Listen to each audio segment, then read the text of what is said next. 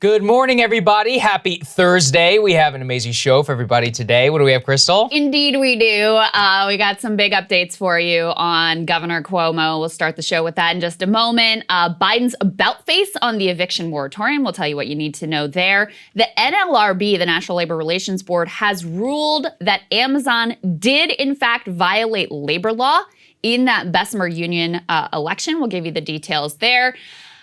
Turns out Democrats pretty worried about midterms. Really bad. Really bad numbers that they are admitting to, that they need a dramatic turnabout if they're going to have any shot at holding the House. In some ways, that chance may have already expired. We also have the great Jeff Stein on to talk about all of the things that are happening in Washington, from housing and the eviction moratorium to the infrastructure bill to the reconciliation bill. Going to get updates from him on all of that.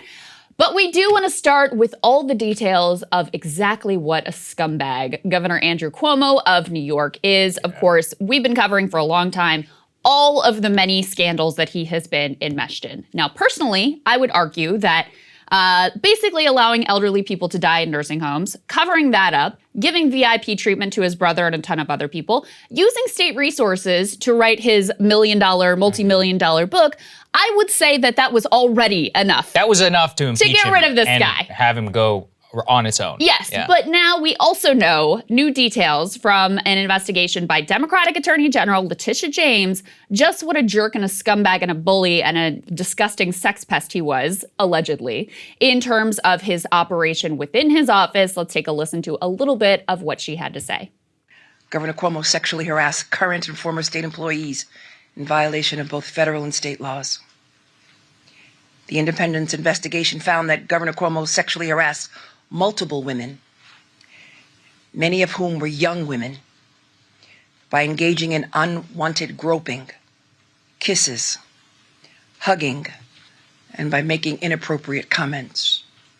Further, the governor and his senior team took actions to retaliate against at least one former employee for coming forward with her story. So there was a lot we learned in this report. We're going to get to Cuomo's defense in a moment. Basically, he's like, I'm Italian, I'm friendly, I do this with everyone. Yeah. Okay, some of this goes way beyond being a little overly friendly or touchy with people. This includes feeling women up under their blouse. This includes a state trooper. This really caught your eye. I went through, I read the entire thing. This one really pissed me off. I actually tweeted about it. I rarely tweet. That's how mad I was. So I put it up there. Cuomo arranged the transfer of a female state trooper to his protection detail that he found attractive, and then sexually harassed her constantly, repeatedly, including unwanted kissing, being like, do you want to come upstairs? And you can actually see there on the left side in that first graphic that she did not even technically qualify to be on the protective unit for the governor. But he and his staff, like he saw her, apparently was attracted to her, arranged her transfer onto his protective detail. Then she was the only woman and she didn't know what to do. And she was constantly being harassed by the governor, and she would go to her colleagues and be like, what do I do? And they're like, yeah, I don't know. This is really gross. They even started to all make a joke about how they should try and keep her away from the governor, or who are they really protecting? Really, really disgusting stuff. Yeah. I think that one is the most egregious, like in my opinion. And this was a pattern, though. Yes. He would find these women, he would intentionally pull them into some position where he was going to have access to them.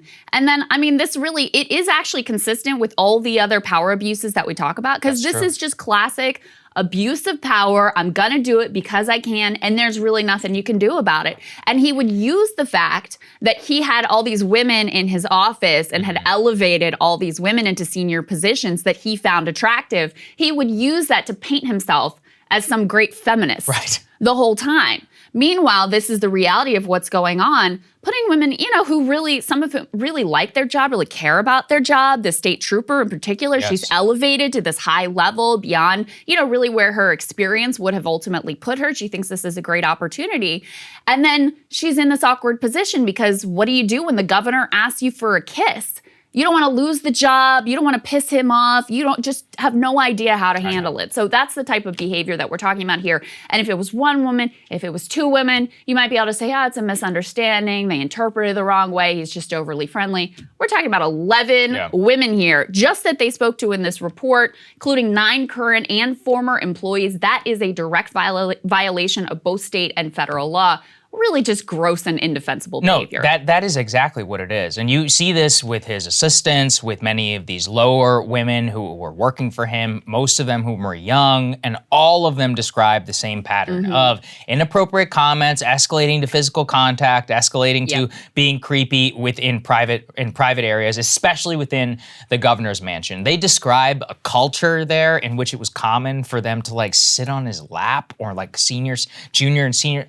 I mean, look, it was, and that's what they said, is that it doesn't come out of a vacuum, is that there was all this permissible kissing and sitting on his lap in the behavior, which was encouraged by the governor specifically in order to normalize his own behavior here. And as you said, I think what's actually more disgusting is his response. He's basically saying that all of these people are liars, and okay, you have to go ahead and prove it, but even worse, he's saying if there was any misunderstanding, it's because I'm Italian. Just look at what he said in response to all of this. I do it with everyone. Black and white, young and old, straight and LGBTQ, powerful people, friends, strangers, people who I meet on the street. Oh my God. Oh, so he holds, holding the chin of a boy is not the same thing. He goes, I do it with everybody. I mean, first of all, that's not cool. Didn't we have maybe that? Maybe you shouldn't. Yeah, that one photo that came out months ago of him like with a young girl at a wedding reception. Yeah, and he, and her face grabbed is like, her face and she's like, please, don't. She's like, don't touch me, you creepy old man. It's like, yeah, first of all, maybe don't. Second, pretty actually racist against other Italians for saying like we all sexually harass people. Actually, we're all constantly sexual. I'm like, dude, I've been to Italy. Like, I'm pretty sure people don't behave that way. I'm glad someone here is standing up for the Italian side. I stand up for them. I've spent time in New York. I know some New York Italian people. They don't act this way. Why can't you get your act together? So that's the way that his response has been. But even worse was this particular one, where trying to normalize his behavior of touching and kissing, he says, he put a slideshow together of other politicians hugging people, and he has the gall, for those who are just listening, he includes photos, which we have here up on the screen, of George W. Bush and Barack Obama hugging hurricane victims. The hubris and I don't even know what to call it, to compare Barack Obama and George W. Bush hugging victims of hurricanes who lost their family members and their homes, to you and your creepy behavior of young women on your staff who you have power over. There are no words for what that even describes. Yeah. Of like, who does that? It's like, what is wrong with you? Comparing that to him literally grabbing titties and asses. Yeah. That's the comparison he's trying to make here, and like those two things are equivalent, allegedly.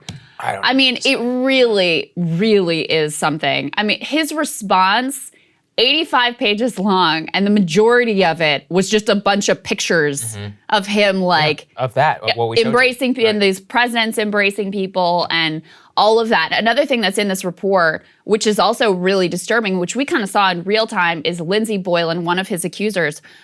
They went to all these aggressive lengths to smear her and her reputation, leaking confidential personnel files to the press in an attempt to smear her. Cuomo apparently drafted some really nasty op-ed revealing some of those details himself, and then that was ultimately quashed. But you can see the way that his aides collaborated with him in this entire orchestrated effort to try to smear the reputation of at least Lindsey Boylan, potentially many others. I will say that, this behavior is disgusting, and on its own, you should not be in this kind of position of power when this is how you view and treat people, period, full stop. It is interesting that this is the trigger for people, and we're about to say, now the bottom has fallen out. Assembly Speaker has said an impeachment, basically that, impeachment's going to move forward. He says he's lost the confidence of the Assembly Democratic majority. He can no longer remain in office. That's the first time that the Assembly Speaker, who I believe has been an ally of Cuomo, has come out that forcefully. So impeachment likely moving forward. Apparently, it's going to take about another month to finish the impeachment investigation and draft the articles of impeachment. That's kind of Cuomo's last lifeline, as he's hoping in that month that things kind of die down again and the public just forgets all of this and only remembers what he did when they loved him during coronavirus. Joe Biden, who had previously said, hey, let's let the investigation play out. He and Cuomo have been close for a very long time. Cuomo was at Beau's funeral. Biden spoke at his nominating convention for governor. They've been friends and allies for a very long time. So Biden now officially calling for Cuomo to step down amid these revelations.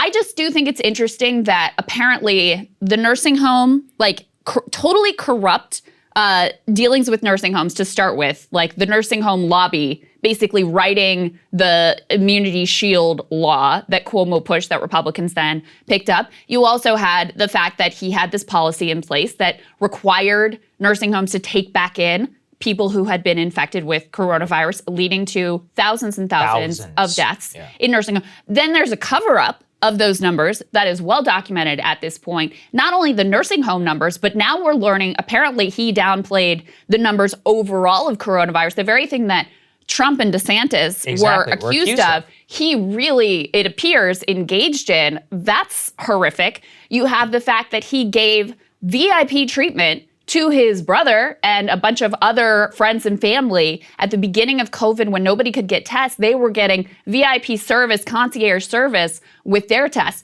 You have allegations that he abused state resources in writing his book. None of that was enough.